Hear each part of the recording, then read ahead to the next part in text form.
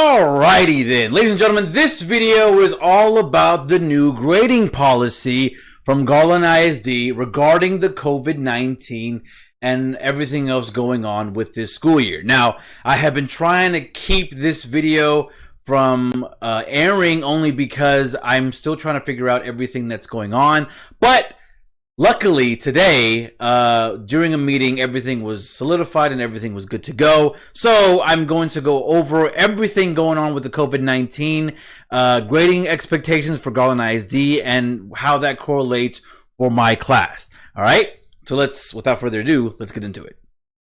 Let's switch to the duo screen real quick.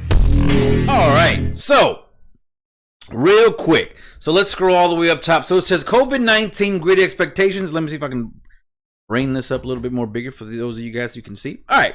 So as part of the district's response to the COVID-19 situation, we have developed a grading structure that allows students to succeed while also encouraging continued learning. First introduced in 4.15, update the grading expectation information may be revised as needed to accommodate the changing situation. All right. So let's go into the bullet points that I pretty much gave you guys during the graphic that I made you guys through Remind 101 and Google Classroom. So, and I won't be going over pre-kindergarten or the kindergarten or middle school stuff because you guys don't need it. All right. So, there will be no Cycle 5 report card or progress report. Cycle 5 and 6 are being combined into one grading cycle for February 18th through May 21st. Progress reports for this longer grading period will be mailed the week of May 4-8. So be very, very mindful. If you're taking notes, I would highlight, or if you're able to look at this or on the graphic that I gave you, I would definitely look at this part where it says progress reports for this longer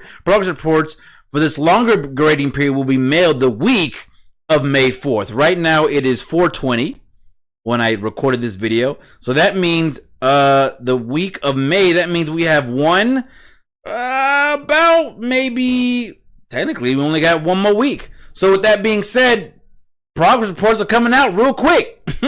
So students will have the opportunity to make up any assignment grade from February 18th through May 21st. That is lower than a 70. Some of you guys have already been doing that. I've put that in our daily updates that you are allowed to make up any assignment, and that is true for my class. That means even the common lit assignments, if you get anything below a 70 and you want to redo it, that's fine by me. Redo it and get a better grade. Okay? No grades will be recorded for the weeks of March 16th through March 27th as students and teachers were adjusting to the new instructional program. We talked about this during our little group meet. And we'll discuss that later on. Assignments completed by students during this time from March 30th to April 10th will be graded and recorded with no penalty to those students who had not started at home learning. All right. All graded assignments will be weighted equally. For example, a test or quiz will not be weighted any differently than a daily assignment. All right. So that basically means, you know how back before COVID-19 and before spring break, everything was weighted differently, right? So when it comes to your quizzes, your tests, your writing, and your classwork, right? Everything was weighed differently, right? Well, now everything is being weighed the same, right? So there is a now balanced scale where everything will balance out essentially together, right? All right.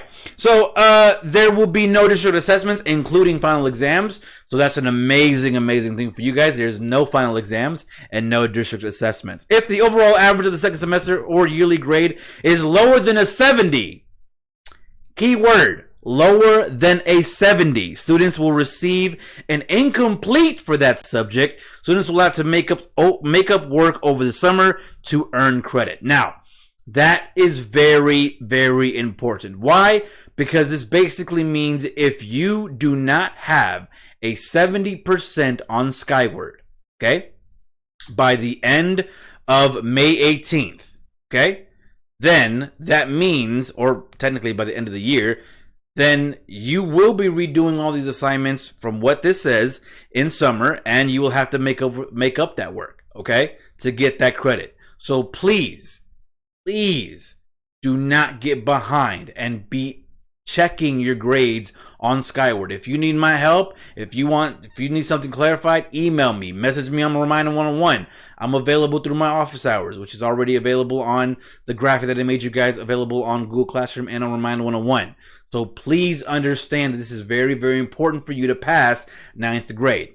All right, so late work will be accepted without penalty. That means my late policy has been thrown out the window. So no late penalty points and no penalty will be accepted for at all. So that means you have, granted, be wary of the due dates, but just know that there is no penalty for late work. All right. However, all late work must be submitted by May 18th to receive a grade. Now, this is another very important key point. Why? Because by May 18th, right, I'm assuming that if I do not have your grades, or I say we because you're teachers, if me or your teachers do not have your grades by May 18th, I'm assuming that those grades turn into a 0.